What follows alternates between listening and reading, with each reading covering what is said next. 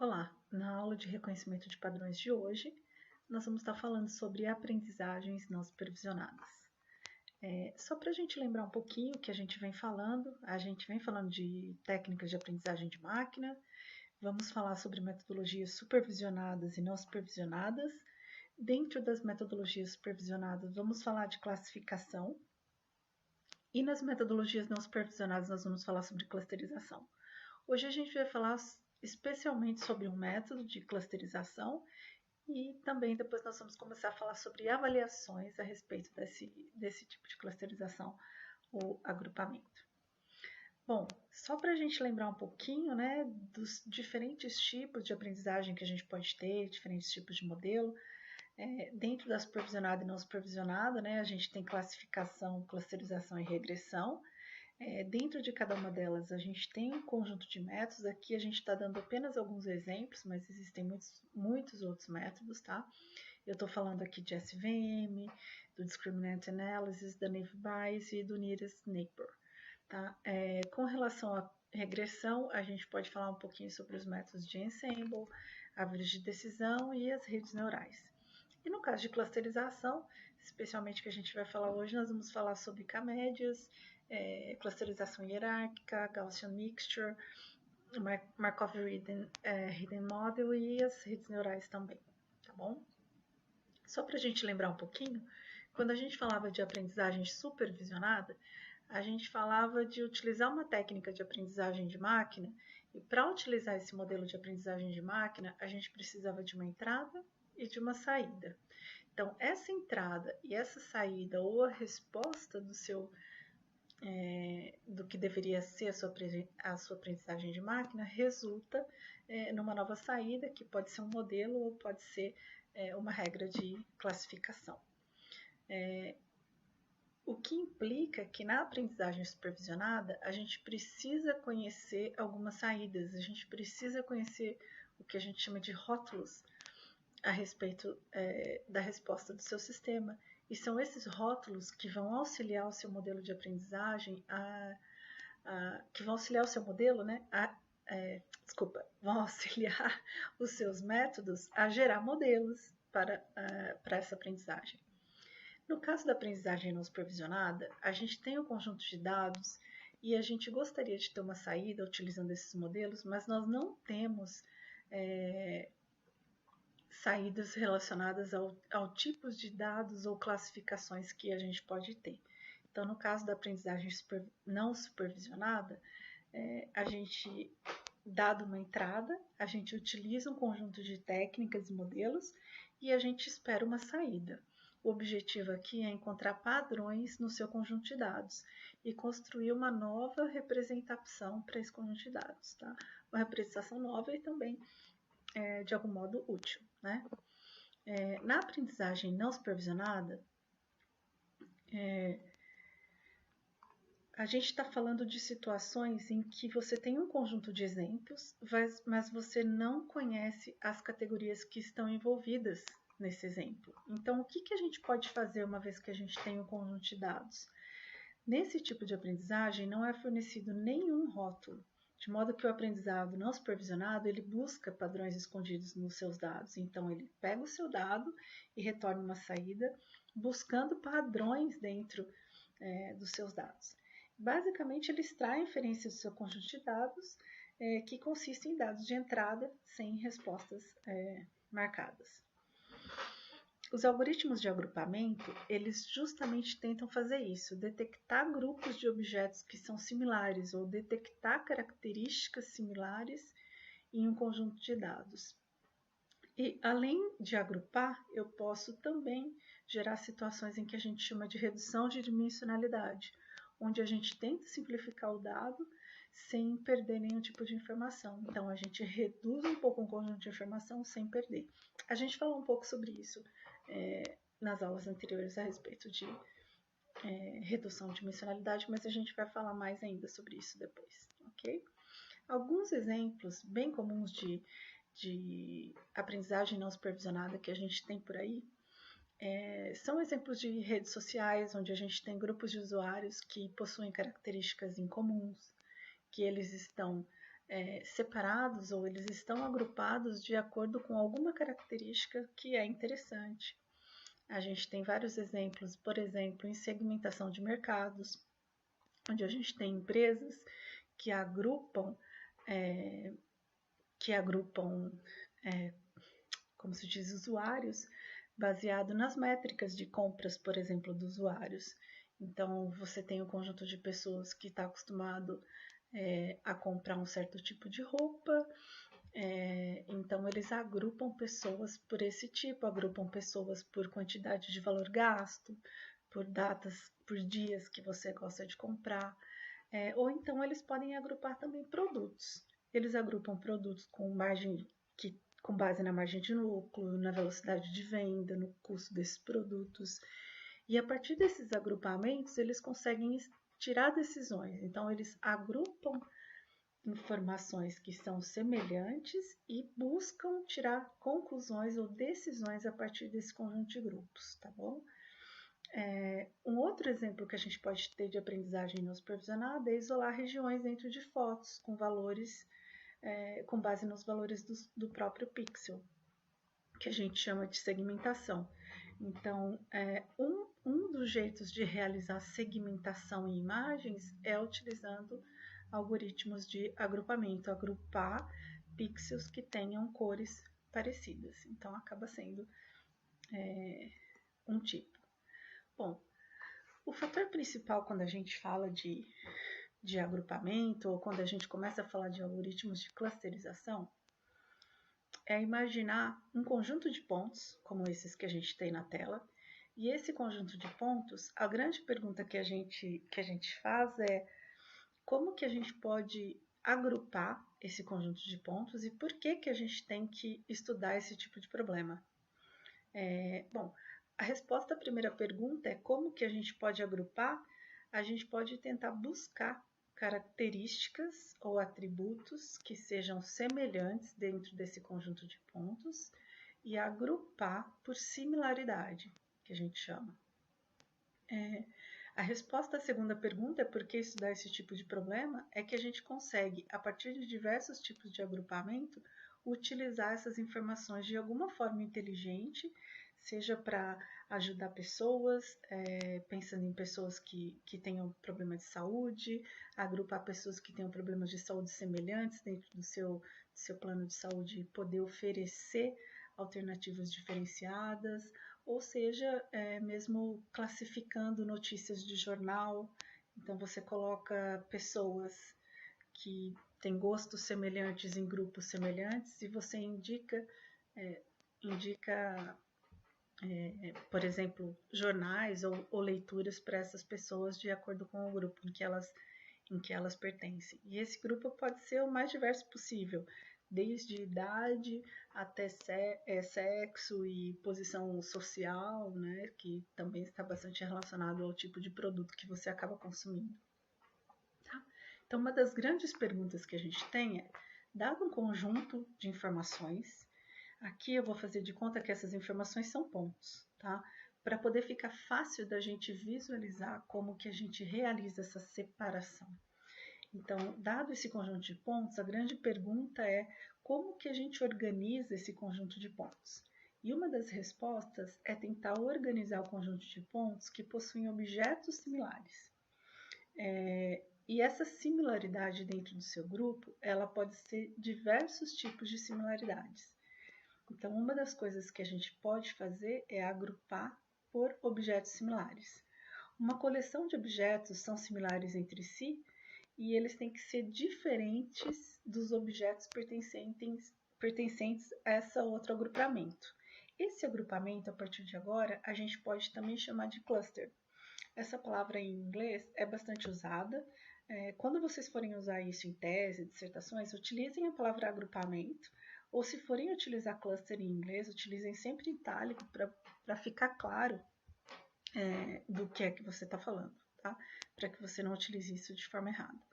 Então, essa coleção de objetos que é similar entre si, mas diferente para esses diferentes tipos de cluster, eles requerem uma medida de similaridade.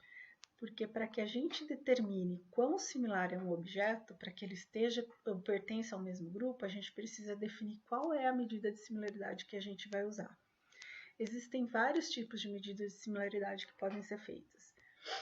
A primeira delas, e a mais utilizada, é a similaridade por distância. Então, se você considera objetos similares entre si, aqueles objetos que têm uma distância entre esses objetos pequena. E olha só, essa distância, a gente sempre lembra de distância e a gente lembra sempre do espaço L2, né, de x e y, mas na verdade essa distância ela pode ser uma distância entre atributos. Então, se você imaginar, por exemplo, um atributo de altura para um outro atributo de altura, se eles tiverem valores de altura parecidos, eles podem pertencer ao mesmo grupo. Então, não necessariamente esses valores de distância eles precisam ser dados em forma de posição. Pode ser peso, pode ser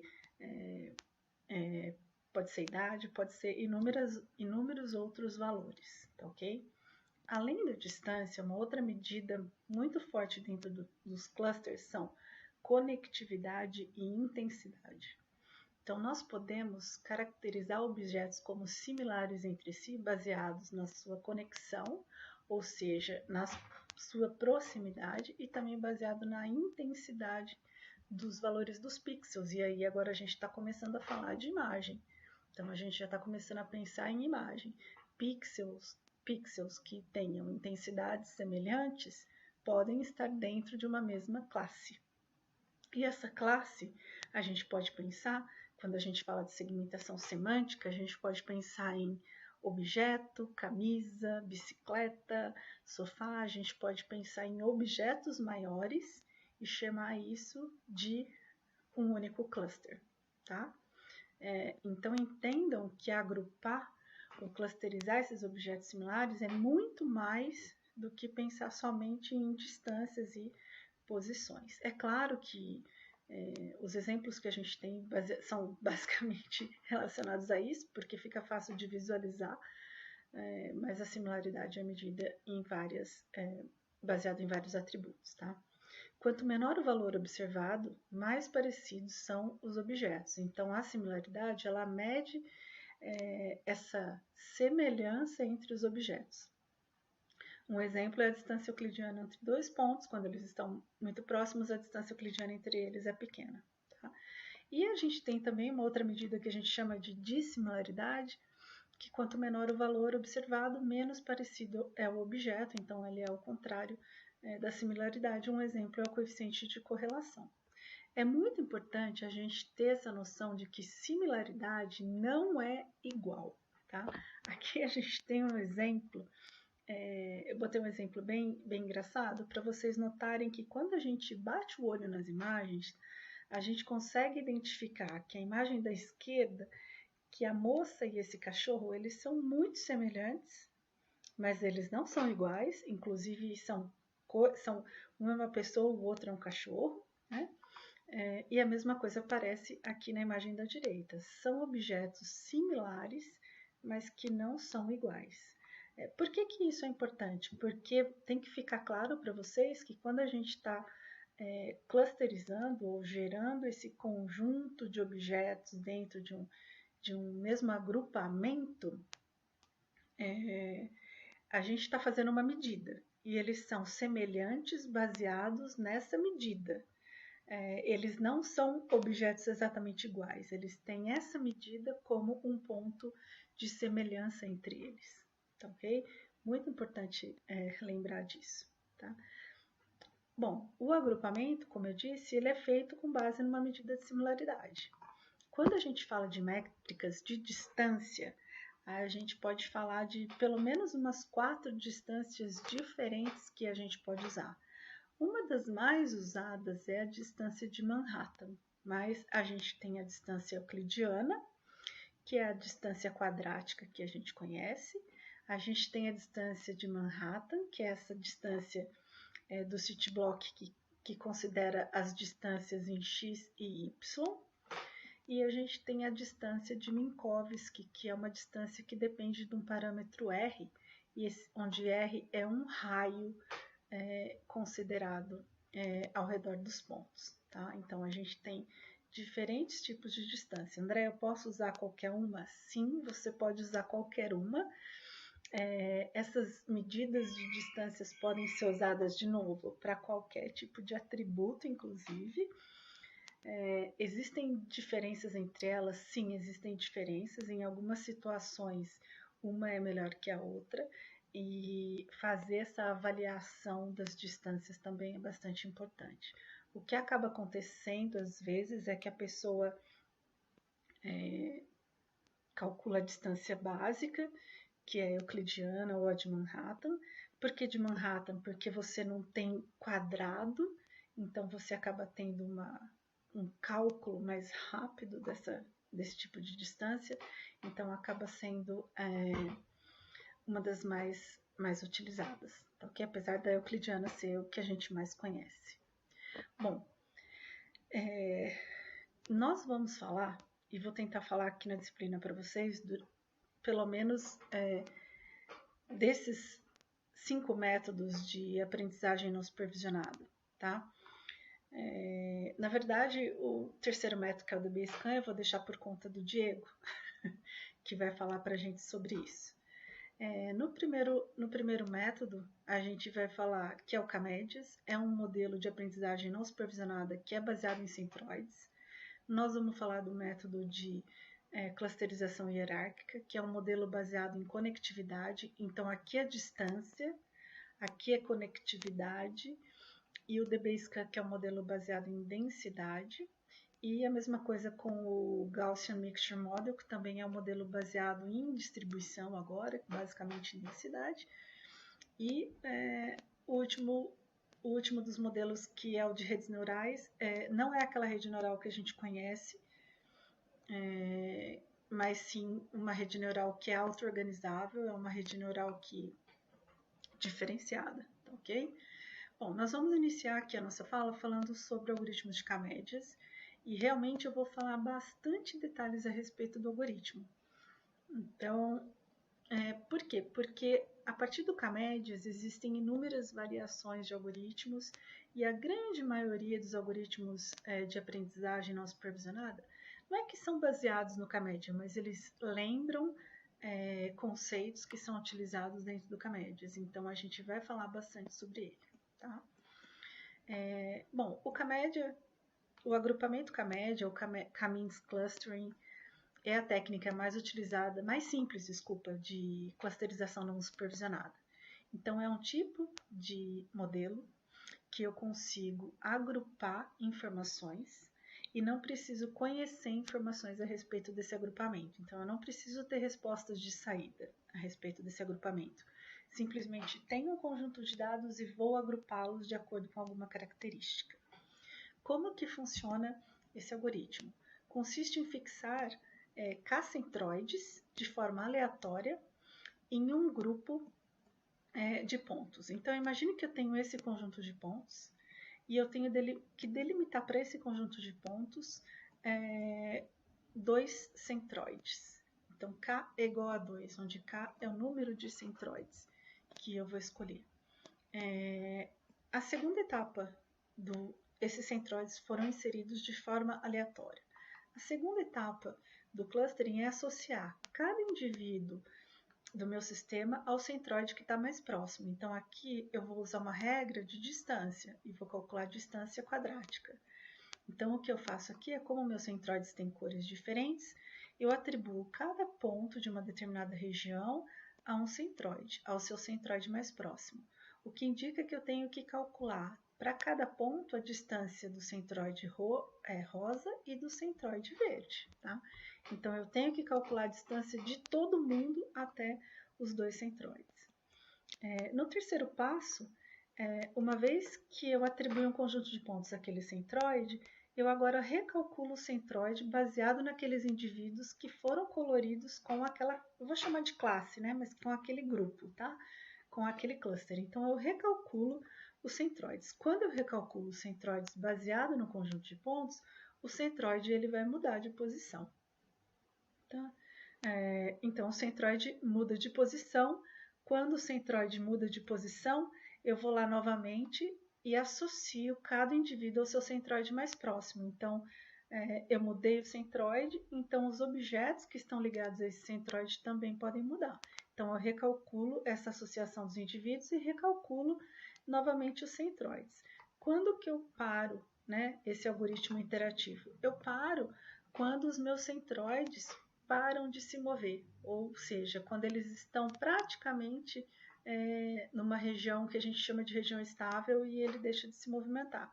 Quando ele deixa de se movimentar, você assume que ele chegou numa região basicamente estável, tá bom? Vamos falar um pouquinho sobre o algoritmo. Então, imagina que você tem um conjunto de clusters, e esse número de clusters, né, de agrupamentos, a gente chama de K. Para esse conjunto de agrupamentos, eu tenho um conjunto de pontos. Esse conjunto de pontos, que eu chamei de conjunto de treinamento, a gente chama de treinamento, mas no fundo a gente não tem resposta. Então, a gente usa esses dados, a gente chama de treinamento porque a gente usa o próprio dado para gerar a clusterização. Esse conjunto de dados ele vai variar de 1 até n. Então, inicialmente, eu inicializo os centroides do meu sistema, inicializo de forma aleatória esses centroides com valores que eu vou chamar de Mi1, Mi2, Mi3 até MiK, porque eu tenho K centroides. E agora eu vou ter um processo de repetição, e dentro desse processo de repetição, eu vou fazer para cada um dos pontos dos CDIs, eu vou associá-lo a um K, a um cluster. Então, para cada ponto C de I, onde I varia de 1 até M, onde M é o número de pontos, eu vou associar esses pontos a um índice que é o cluster, tá? E eu vou adicioná-lo ao centroide mais próximo e adiciono ele fazendo uma diferença entre o ponto e o valor médio e calculo o ponto e o valor médio para todos os centroides existentes e pego o mínimo deles, ok? Então, nessa situação, eu fiz o que a gente chama de associação ao cluster. Cada ponto foi associado a um cluster. Agora, eu vou pegar esse novo conjunto de pontos que foi associado ao cluster e vou calcular uma média. Então, para cada novo ponto associado ao cluster K, eu vou calcular uma média, que é uma média de K.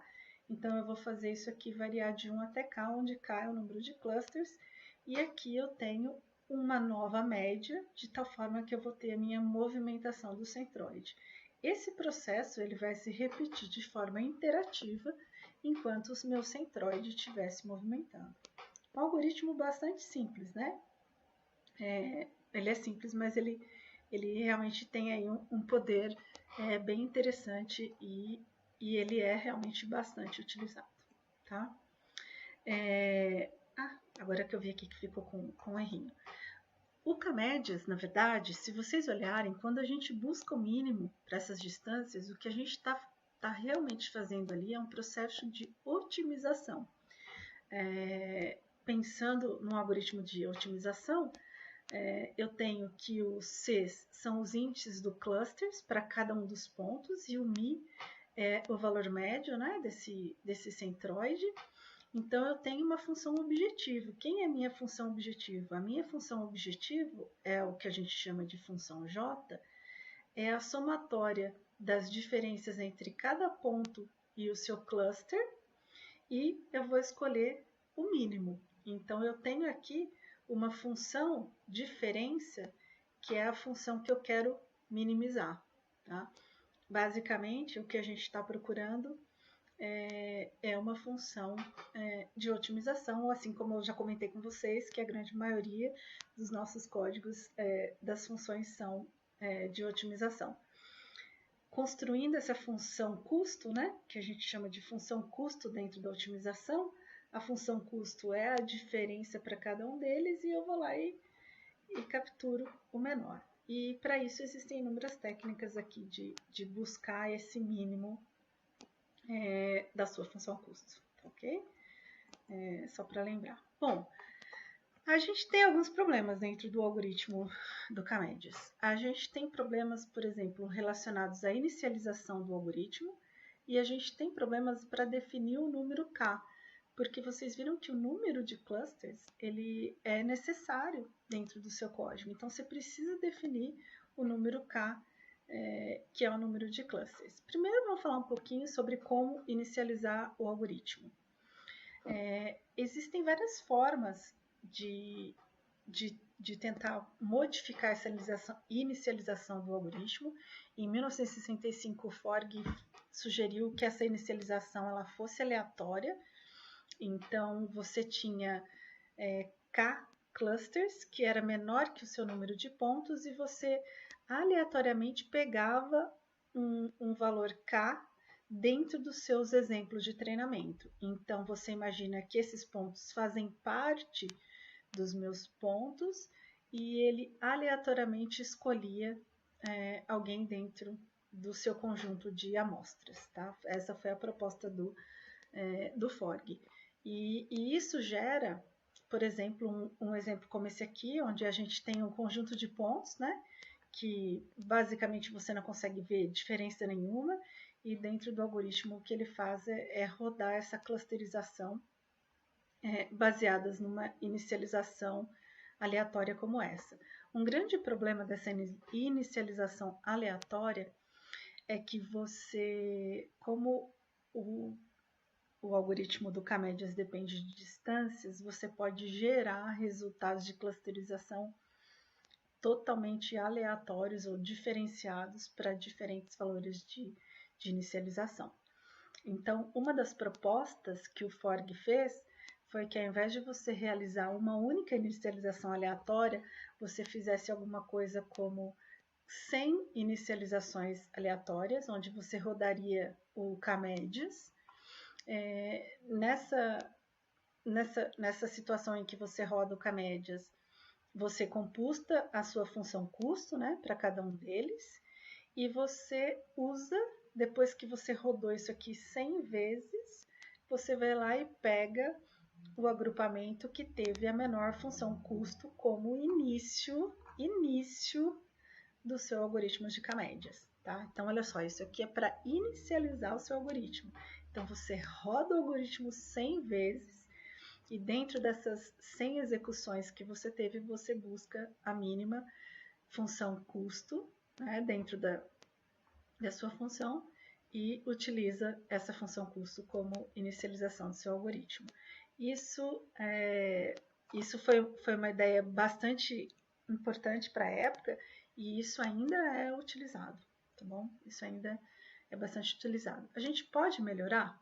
Sim, a gente pode melhorar. Uma ideia para melhorar, para inicializar o K-médias, é usar um ponto mais distante do seu conjunto de dados, para escolher K pontos que estão distantes um do outro. Então, você pode ter situações, por exemplo, como essa daqui, onde você inicializa 1, 2, 3, 4 pontos distantes e utiliza esses pontos mais distantes para realizar a inicialização do seu K-médias, e aí você vai ter um agrupamento, uma clusterização diferenciada e com o melhor resultado.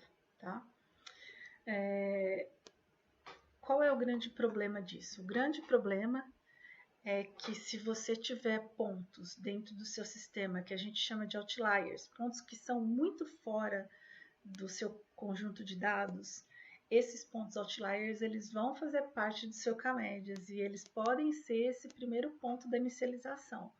Então, ele vai gerar resultados bastante ruins. Então, o K-médias ele é um algoritmo muito sensível a esses outliers. A gente tem como não usar esses outliers, mas o algoritmo K-médias principal ele é bastante sensível, tá bom?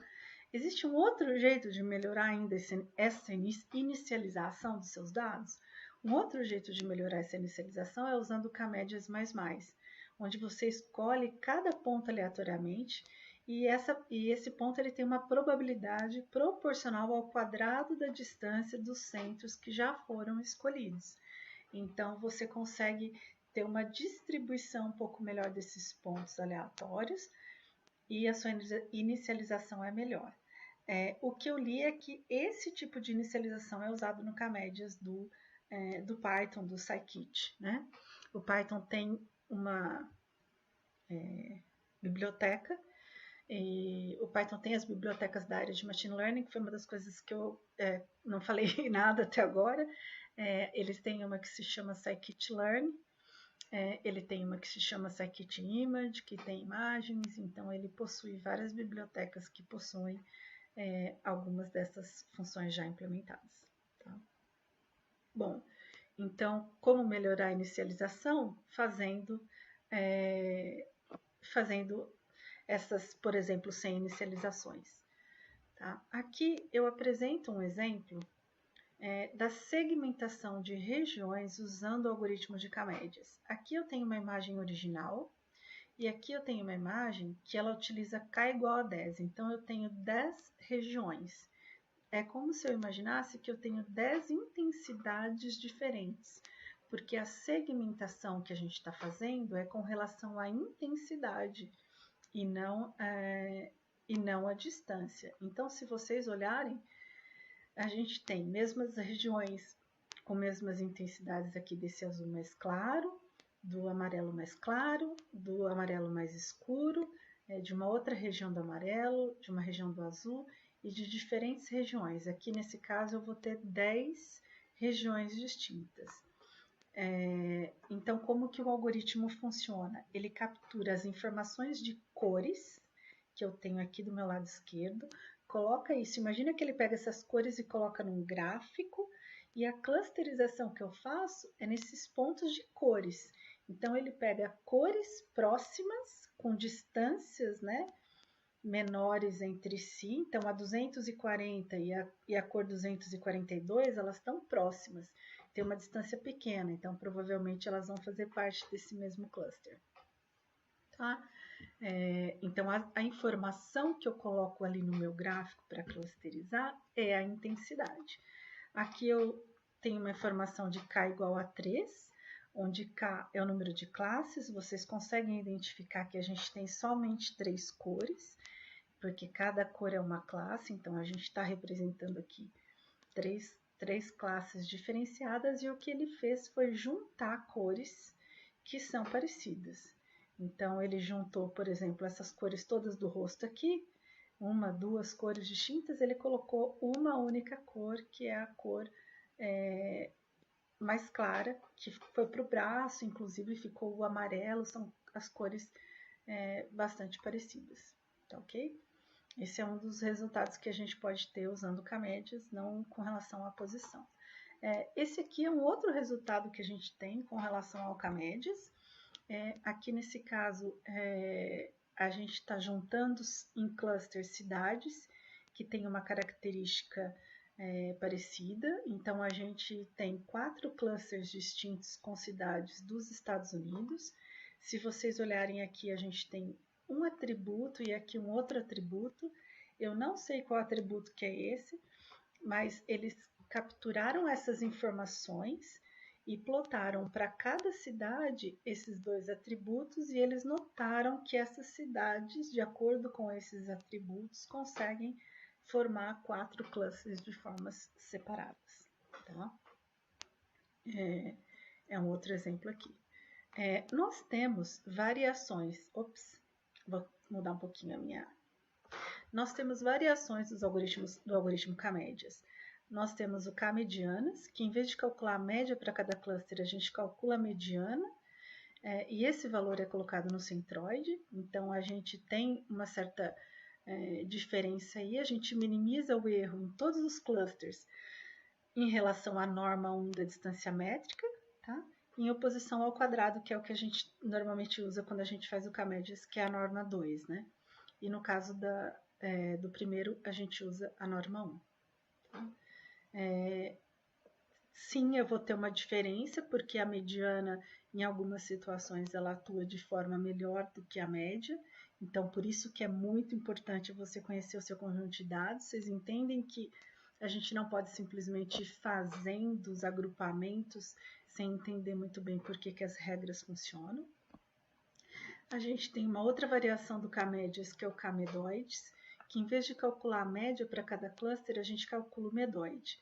E o que é o medóide? O medóide é o mínimo valor de distância entre o ponto e o centroide que você está calculando. Então, é o argmin, que é o argumento do valor mínimo. Tá? A gente também minimiza o erro em todos os clusters em relação à norma 1 aí. E em contraste do K-médias, o K-medóides escolhe os pontos dados como centroides. Então, o K-médias, a média, que é o centroide, não precisa ser um ponto que faz parte, né, do seu conjunto de dados. E aqui no K-medóides, como a gente pega o argumento do valor mínimo, então a gente acaba pegando um ponto que faz parte do seu conjunto de dados. O seu ponto faz parte do conjunto de dados que vai ser dado como centroide. Tá? Então, isso acaba sendo um pouco importante, principalmente quando a gente tem erros. Tá? Não devia ter colocado uma figura aqui, mas se a gente tem um conjunto de pontos aqui, a gente tem um outlier no ponto de K, quando a gente faz a média, essa média acaba incluindo o outlier. E quando a gente está falando de medóides ou de mediana, esse outlier ele acaba tendo um peso menor e você acaba ficando com o cluster mais centralizado no seu conjunto de pontos. Então, o K-medóides e o K-medianas, eles acabam tendo essa, não vou dizer invariância, mas ele acaba tendo essa vantagem de ser um pouquinho menos variável com relação a ruídos ou outliers no seu sistema. Tá? Nós temos uma outra variação que é bastante conhecida, que é o algoritmo Fuzzy Clustering. O Fuzzy Clustering a gente também chama de Soft K-médias, porque cada ponto agora, quando a gente fala do K-médias, cada ponto ele pertence a um único cluster. Então, ele só faz parte daquele cluster e ele não pode fazer parte de outro cluster. Não existe uma probabilidade dele fazer parte de outro cluster. E aqui no caso do Soft K-médias, isso é possível. É possível e você não tem, é como se você pensasse assim que você não tem uma borda tão rígida entre dois clusters distintos e no fundo o que a gente está trabalhando é com probabilidade. O Fuzzy Clustering ou Soft K-médias, ele é bastante usado na área de segmentação de imagens, porque quando a gente fala de imagens, é importante você não ter essa barreira tão grande. Aqui é branco e aqui é preto. É importante você ter uma transição entre os dois tipos de clusters que você está trabalhando, porque no fundo esses clusters eles fazem parte da imagem.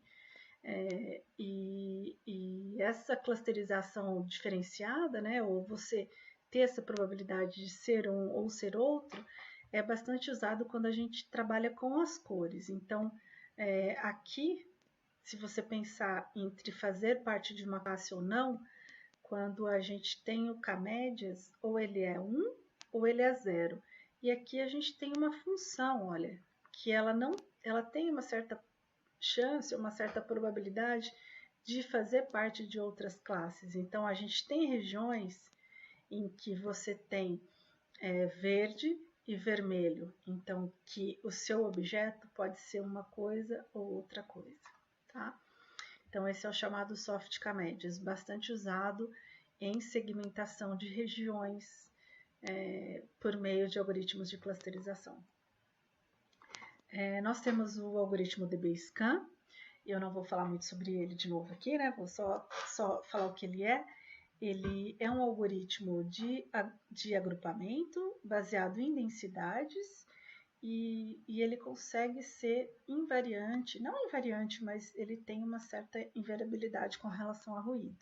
Então, dado um conjunto de pontos que a gente tem no espaço, ele agrupa pontos que estão muito próximos, pontos com seus vizinhos mais próximos, e ele marca como ponto discrepante aqueles que estão em regiões de baixa densidade. Então, por isso que fala que ele é baseado em densidade, porque se a gente tiver uma densidade de pontos numa determinada região, ele consegue agrupar, e pontos que estão distantes, nessa baixa densidade, ele não participam do seu agrupamento. Um exemplo aqui é o que a gente tem aqui do lado esquerdo, olha só, a gente tem diferentes conjuntos de pontos para serem agrupados. E aqui à direita a gente tem um agrupamento usando o DBSCAN, então você consegue ver que ele agrupa os pontos principais dentro de uma mesma região, mas esses pontos mais externos que tem uma cara de ruído, né, ou esses pontos intermediários, ele não agrupa com o seu conjunto de pontos, e ele não agrupa porque, se vocês notarem, a densidade de pontos dessa região é menor, o que dá essa ideia ou essa caracterização de que você está mexendo com ruídos. Então, o DBSCAN, ele é um K-médias, ele agrupa pessoas, né, de distâncias parecidas, mas se estiver muito longe, ele não agrupa mais. Então, dependendo de um certo valor de distância ou de raio, ele já não faz parte mais do seu agrupamento e ele trata como ruído. Então, ele é uma técnica bastante usada dentro da área de imagens, não só imagens, mas sinais, porque, querendo ou não, isso é considerado um outlier, né? Você pode considerar isso como outlier, então você consegue também usar DBSCAN em outros tipos de situação, tá? Bom, voltando ao K-médias, né, a gente falou dessas inúmeras variações que a gente pode ter, e a gente falou como inicializar o algoritmo, e agora vem a segunda pergunta: como que a gente define o número de clusters dentro do seu algoritmo de K-médias, tá? Imagina que você tem um conjunto de pontos e a pergunta é: esse conjunto de pontos ele vai ter um K igual a 4 ou ele vai ter um K igual a 2? Qual é o melhor conjunto de agrupamentos que você pode fazer? Essa é uma grande pergunta nos algoritmos não supervisionados. Em especial o K-médias, né? Porque o K-médias ele exige que você entre o número de agrupamentos que você quer fazer. Então, em especial para o K-médias, ele exige que você entre com um número de clusters. E essa é uma grande pergunta. Quantos clusters, quantos agrupamentos eu quero fazer a partir daquele conjunto de dados? Normalmente você tem um dado e você não tem informação a respeito do dado, ou você não sabe quantos agrupamentos você quer fazer, tá? Isso é um grande problema. Existem jeitos de se definir esse conjunto de dados, a gente vai falar um pouco sobre isso. A gente pode olhar para a forma da distribuição do seu conjunto de pontos, só que e isso aí pode dar uma ideia para você do qual é o tamanho, o número do K que você quer usar. Você pode ter uma escala do seu conjunto de dados, e isso também pode te dar algum insight a respeito do valor de K, ou então a resolução do seu cluster, tá? São informações a respeito dos dados que você vai ter que estudar para você tentar identificar um menor número para o K, né?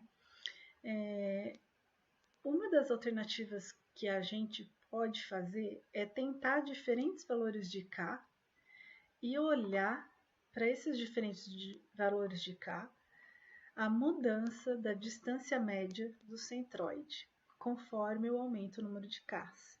Então, uma das coisas que eu posso fazer é, imagine esse exemplo, eu tenho vários pontos e esses vários pontos foram divididos em 2 clusters.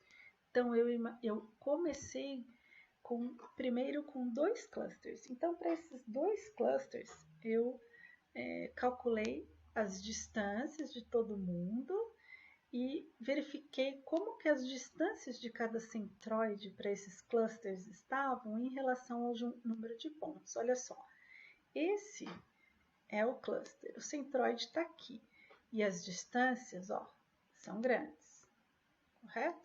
Esse aqui também eu tenho um centroide, o centroide deve ser mais ou menos aqui e as distâncias vão ser razoavelmente grandes, tá? O que eu posso fazer é aumentar o tamanho de K. Então, aqui eu tenho K igual a 2. Eu posso fazer, deixa eu colocar minha foto aqui. Eu posso fazer um K igual a 3. Rodar o meu algoritmo com K igual a 3, então eu rodei com K igual a 2 e medi as distâncias. Rodei com K igual a 3 e medi as distâncias pensando no K igual a 3. Olha só, os valores das distâncias estão diminuindo. E vou rodar com K igual a 4 e calcular novamente as distâncias. Então, Uma das alternativas é rodar diferentes distâncias e calcular ou identificar como,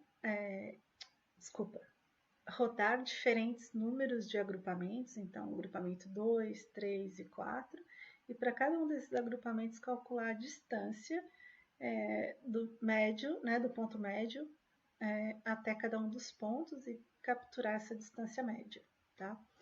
Isso é uma medida que vai te dizer como que esses dados estão agrupados, porque você está medindo distâncias dentro de um mesmo agrupamento, tá? Então, isso acaba dando uma ideia de como esses agrupamentos estão feitos. Só para vocês entenderem, existem normalmente duas abordagens para encontrar o número ideal de cluster.